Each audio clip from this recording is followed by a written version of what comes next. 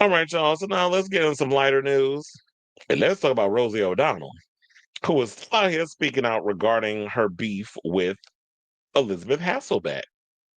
So she alleged that her iconic show-stopping, infamous on-air fight with The View co-host Elisabeth Hasselbeck was an inside job. Now, the comedian and actress reflected on the legendary May 2007 exchange that saw the former colleagues spar amid a tense debate about American military activity in the Middle East.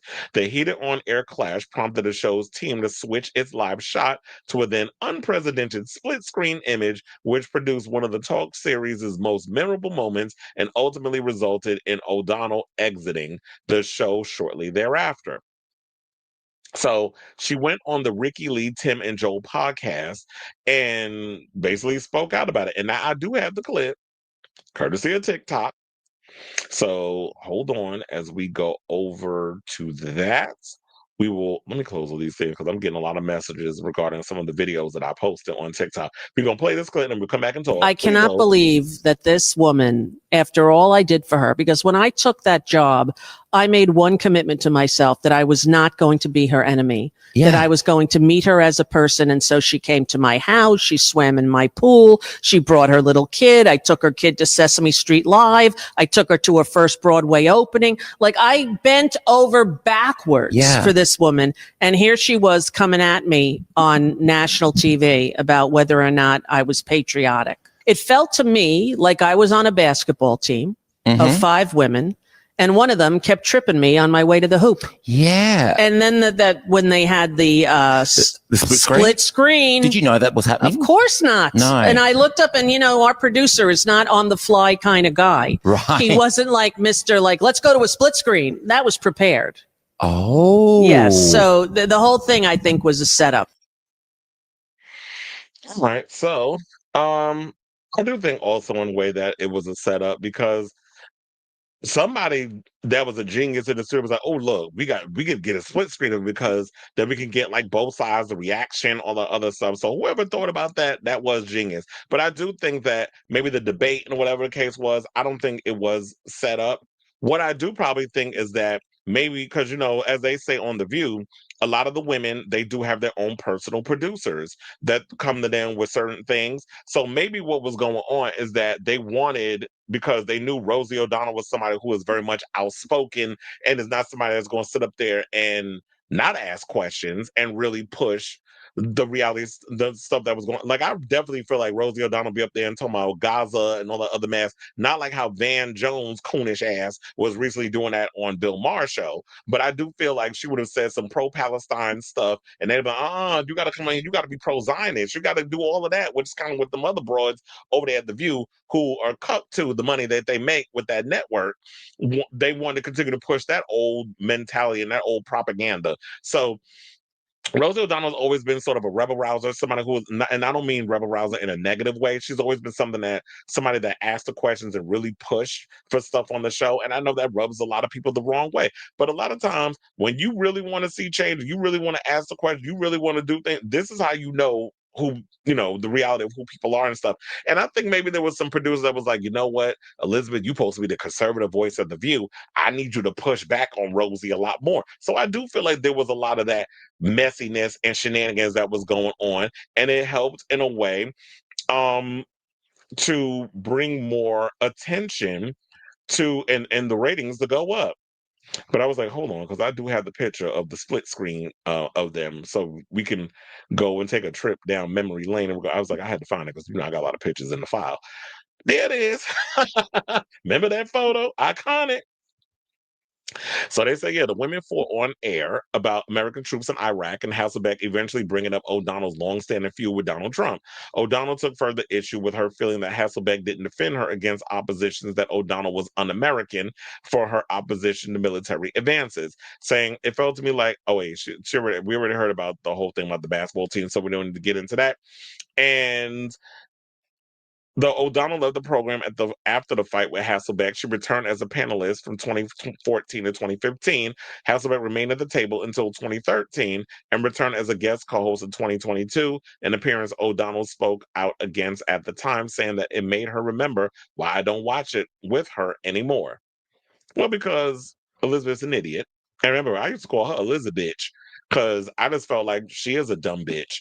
Like a lot of these blonde haired hair, the ones that use all that fucking hair dye, a lot of them that go on Fox News and a lot of these other channels, a lot of them are airheads like Tommy Lauren. She's another idiot that just got owned recently by Crystal Ball, and I was cackling over that, especially when this dingbat didn't even realize Puerto Rico was a part of the United States. Well, you don't have a problem with him saying F Trump and all this. Well, fuck him too. How about that? Because he is an idiot and trying to take away a lot of people's rights and stuff. He's one of the worst presidents on the planet, and we've had some worse ones.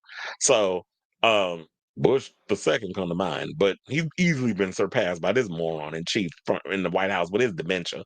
So, um, they've but funny enough, one thing they got in common, I'll say this: they've both spoken out against the View, where Hasselbeck slammed current panelist Joy Behar, who was at the Hot Topics table alongside Sherry Shepard for the O'Donnell Hasselbeck duel, and said that O'Donnell told Brooke Shields in April of 2023 that she felt like her time on the show was a constant battle for her principles, and said, quote, I know this. It's not the best use of my talent to get in a show where I have to argue and defend basic principles of humanity and kindness.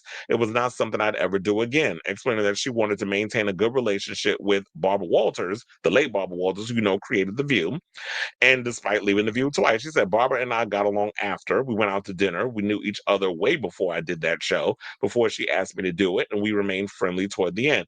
I forgave her because she was older and did the best that she could with what she had to work with, but it's nothing I'd want to do again. I could say that. Well, girl, the best thing you did was leave The View because that show was a shit show. It needed to be canceled. It's a mess. But I know that there's a certain demographic of people that watch the show. I already told y'all yesterday, even after when we talked about the segment of The View where Whoopi Goldberg was up in here talking about y'all need to get some damn cocoa butter and darken your skin and go and do a Latin accent at the Super Bowl halftime when Bad Bunny come out so y'all can confuse Ice. I'm like, this dumb bitch. First of all, she ain't even gonna be there. So why y'all even listen to what Ding Ding got to say about anything? I just feel like whatever brand of weed you using, sis, stop using it because every time you open your mouth, dumb shit comes out. And number one, I could have sworn last time I checked, cocoa butter don't darken your skin. All it do is prevent you from being ashy. So if you was real black, if you was black like this, in the words of Funky Dineva, if you was black like this and not like this, a lot of times, maybe you would know what cocoa butter actually does. Maybe that's not what she meant, but that's what she said, and that's what I'm criticizing. So the best thing I feel like, well, there's no hope for Elizabeth. She over there cooked by the dummies over there at Fox News. But in regards of what Rosie O'Donnell's saying, it's like, this is why it's best to use social media and stuff because real people out here who have progressive ideologies are not going on The View to say anything because they want the status quo Democrats, the corporate Democrats, to still be out here spewing bullshit and propaganda because they hold on to a time that no longer exists. So if you want to sit up and be a part of the whole spineless Democrat brigade, then you do that. But that's not what I'm getting from Rosie O'Donnell. She seems like somebody who definitely has always been fairly opinionated. Now I do feel like in this point, sis, now that you said what you said, move on from it. We done moved on from Elizabeth. I think you need to move on from her too. But I also think maybe at this point, I know some people like move on, move on, move on. It's easier to say that, right? But if people are gonna consistently ask her about stuff, it's kind of like when they constantly ask Mariah Carey, do she know Jennifer Lopez? You gonna keep asking me, I'm gonna just keep answering the question.